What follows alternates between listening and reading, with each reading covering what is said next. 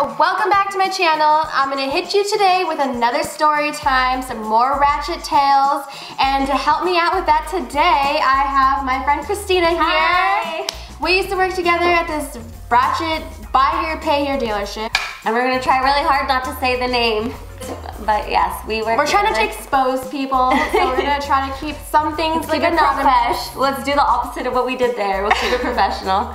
So if you want to hear some Ratchet tales, you know, get a drink, because we got some, get some snacks, and let's get into this bitch. Keep on watching. Tea. The tea is being spilled Everywhere. So Christina and I met at this dealership. It was like a buy here, pay here type of dealership. In Scottsdale. I mean, they had other locations like in Mesa and Glendale, but it was really ratchet. I started working there first. I was a receptionist, and then like 3 months later, she started working there. This was like in 2013. And I even remember working there and being like, this is a scam. I'm working for a scam. So basically how it worked was, all you needed was, what did you need to get approved? We needed $500, a valid driver's license, and proof of employment, or proof of income. Which basically was, you could just fake a note and say you're a babysitter and you'd get approved. Like a job letter with paper like this notebook paper. Like, yeah. You could, this is your job letter. So pretty much just $500 in a pulse. Yeah. Anyone who had $500, you're getting a car. I mean, hell, you could have $300 and we're like, we're just gonna put you in this PT Cruiser. Some days we would only have like 4 PT Cruisers on the lot to sell, and like a 2007 Pontiac G6 with bullet holes and like, okay, this was like a real rough like dealership. If you had the shittiest credit, you could have a 300 and you would be approved. We would just put you in a PT Cruiser. So it's like the clientele was already extremely rough. Like, we had drug dealers and prostitutes and strippers and, you know, then we had normal people too, but yeah, our customers they're really interesting to say the least, but I loved working there because I felt like I worked in like a jail or a rehab. Okay, we left this job with so many stories. Christina got fired. Yeah, because someone was out to get her, that's why she got fired. I went out in a really bad way. I wasn't even allowed on the property at the end of it. Like, they left my stuff in a box, like on the corner. I got laid off because they were getting rid of the business development center, which is basically like the internet department, because I got promoted and she got promoted too. And yeah, so we got let go from our promotions after a while. Yeah, we started off receptionist, and then I was promoted to work in the corporate office, and then so we were separated.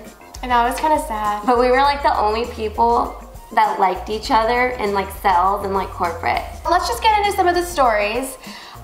Let's start with the lady who got her wig snatched. So at this time I was still in the reception, I was still working reception, and this lady, she was in service with her husband. And let me just, a little side note, if you had to get service on your car, you basically were sitting there all day long. So people were just getting pissed just from being there. This lady and her husband, they start fighting, and like then he comes to the front desk to me and he's just like, this bitch is robbing y'all. She's using a white man's credit card to pay her car note, and he doesn't even know, and that's her sugar daddy, and she's supposed to be my wife, and blah, blah, blah. And I'm just like, oh. She wasn't having that. No, she had her own shit to say about her husband. Yeah, like, so they're like, they start fighting in like service, and like the service area. While he's still holding her weave. Yeah, he snatched her weave off of her, like she was bald-headed walking around the dealership, like fighting back and forth, and then she comes running into the reception and is just like, this man, he beats me, he beats my son, I'm leaving him, blah, blah, blah, blah, blah. And I'm just like, oh yeah, you should probably leave him if he's beating you and your son. Like, duh, like, what? Bitch, like, hello? Who wants to get It's crazy, I know. And it's like, bitch, he ain't even shit. He's a fucking loser. They were both losers. And obviously if you're with someone who will snatch a weave, snatch your weave, let alone your weave in public. Like, what kind of shit is that? How would you even put up with a dude? So it was like towards the end of the day, and the dealers, like the service ended. They were like, you know, coming to get their car, was ready to go. And they're still fighting once the car pulls up, and she's just like, no, you're not coming with me, blah, blah, blah. And then like he's like trying to like break her car and like beat her up, and like she comes inside, she's like, I need you to call the police because this man, he's trying to hurt me. I'm gonna act it out. Literally all frantic like that. He's trying to hurt me. And so I did call the police because, you know, what else am I gonna do?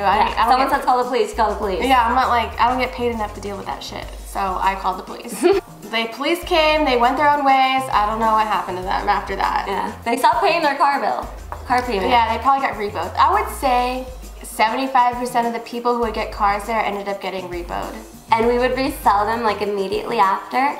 And we have something in the car business, how you identify the cars is like a stock number. And so it's, you know, usually a 3 or 4 digit number, and it's a dash and then another number, and that signifies how many times the car's been sold. So we've had cars that were there that were like dash 13. We literally dash 14, dash 15, yeah, like that means 13 people bought this car within that. I mean, at that time the business was only around for like a couple years. Like I've gone into cars and there's piles of like chicken bones from like wings just like sitting on like the middle console, and condoms and bags of dildos. Yeah, when these cars would get repoed, they would come back most of the time real rough. Like some of these people were like living in the cars, like especially the prostitute. They repoed this one prostitute, and she had like dildos and condoms. I think they even found a used condom in her car. The detail people were like not having it. They were like, I refuse to clean this. This is disgusting. But they had the customer come back and pick up their own dirty condoms out of their car, because we're like, we're not touching it. So once Christina got promoted, when she got promoted to the corporate office, which was just like upstairs, she was handling the insurance department. And so she would talk to customers all the time. So one of the things about this dealership is if you didn't pay your car note or you didn't have like updated insurance, they had the kill switch in your car. So people would be calling all the time, getting real crazy because their cars were turned off. Killed your fucking car. So one of the people that she used to talk to all the time, like, would call her and was just like super extra. Yes.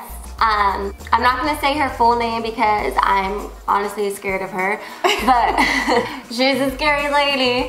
Her first name was Jordan, and she would always call because we would turn her car off, and she would get so angry about it. Literally would like, you know, like threaten physical violence with me, blame me. She was so mad anytime she would call, and I could never understand her. I'd be like, wait, what's the name on the account? Like, how do you say your name? I will never forget, she was like, J as in jit, O as in orgasm, R as in rough, D as in dick.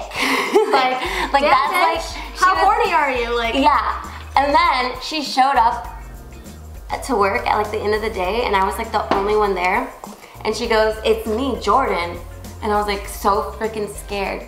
So she demanded that I show her her contract because she was, again, like disputing like paying her car payment. I showed her her contract, and she like steals the original paperwork and wouldn't give it back to me. And that's like the only proof we have that if we wanted to take her to court for not paying.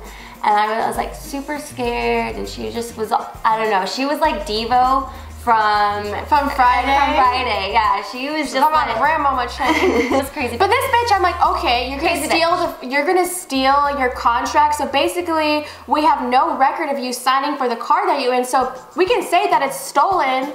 Like, are you an idiot? These people, yeah. The people who would buy cars from this dealership's IQs were very low. They would bounce from each buy here, pay here dealership. They would get repoed at one spot, go to the next spot, and we were like the bottom, like that. We were like the ones that would accept you if you had 16 repos. Like, we didn't care. Yeah, because we'd put you on a PT Cruiser, so it was like whatever. PT Cruiser, AKA PT Loser.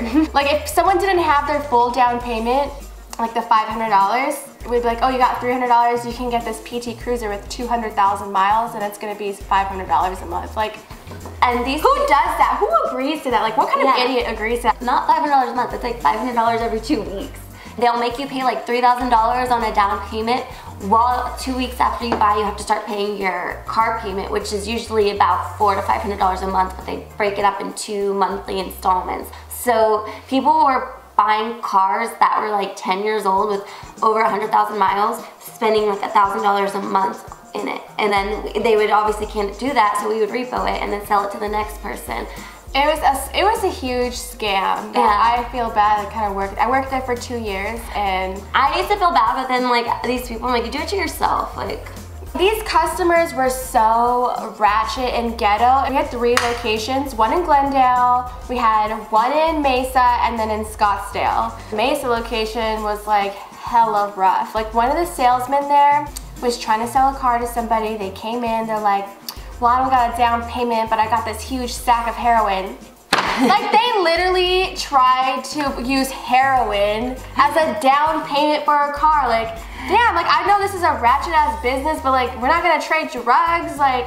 Yeah, if you have anything besides a car to trade in for a down payment, that's just no, but let alone heroin. We've also had marijuana. Marijuana? Yeah, that's like a pretty popular one. We had this real big lady one time come through, and she was like, started like trying to touch the salesman, and she was trying to literally trade sex for a down payment. Like, yeah, oh, I remember her. Yeah. He's like, I wouldn't touch that bitch with his dick. Like, not even were like the customers ghetto and the clientele. It was like some of the people that worked there were like real rough. They didn't do background checks there, so like, I mean, you or drug tests. Or no, they did drug tests. I somehow was able to weasel out of getting a drug test. I didn't do the drug test either. It was very easy to get out of the drug test because no one kept up with shit there. Yeah, no one cared. It's like they would give you a form to take a drug test, and then you just don't ever bring it up again. But to be honest, when it came to do the drug test, I was actually like, I had no problem like passing it. I was like totally fine to do it. But the receptionist that like was training me was like, don't do the she's like, don't do the drug test. You're gonna get all of us in trouble if you do, because they'll start looking at everyone. And I was just like, oh, okay. Later on, we found out she was doing heroin.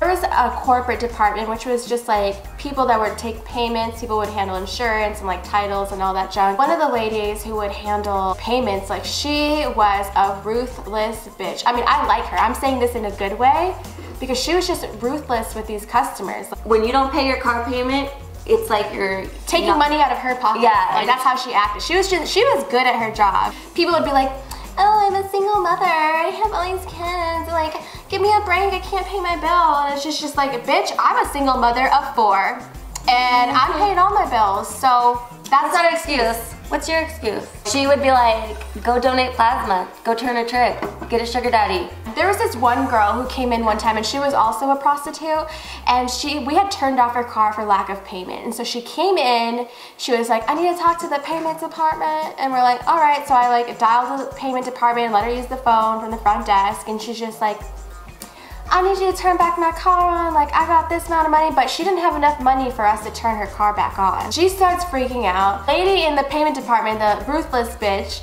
she's just like, well, I'm sorry, I need you to bring me this amount so I could turn your car back on. And she was just like, the customer, she's like, I'm being prostitute myself to make these car notes, and I can't even afford it still. And then the lady in the payment department's response was, well, obviously you're not selling yourself for enough, because why can't you make your car payment if you're out there prostituting? And I was just, exactly. Oh, she had a point. Like, once the lady in the payment department told her that, she was like, ran out crying. She was like, oh my God, and ran out. It's like, big deal, like, lady, we're not gonna turn your PT Cruiser on. Like, I hope you guys have some drinks while you're watching this, because we're having drinks.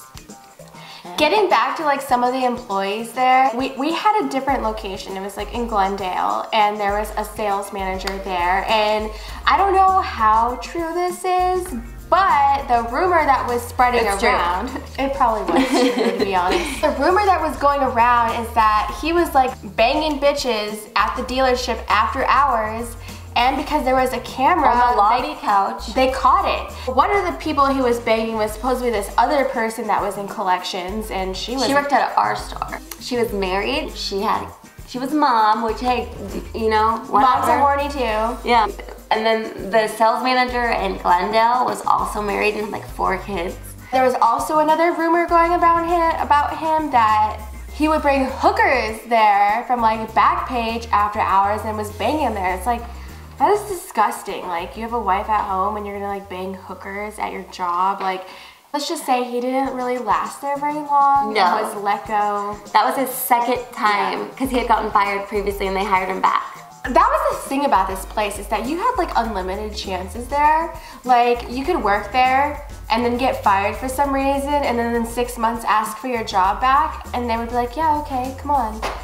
All right, there you have it, just a few tales of our old shitty job that was sold shitty cars with 2 shitty customers. We literally have so many stories from this job. We could make another, like we could make a series. Oh yeah, there's like part 2, part 3.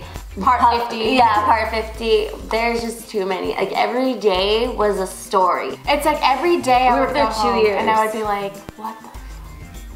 Alright guys, well make sure before you leave, you subscribe to my channel, like the video, leave me a comment, tell me about some Ratchet stories at your job, because I'm sure everyone has some. We want to hear them.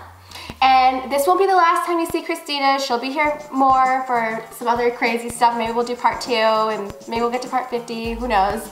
But yeah, we will see you on another video. Bye. Bye.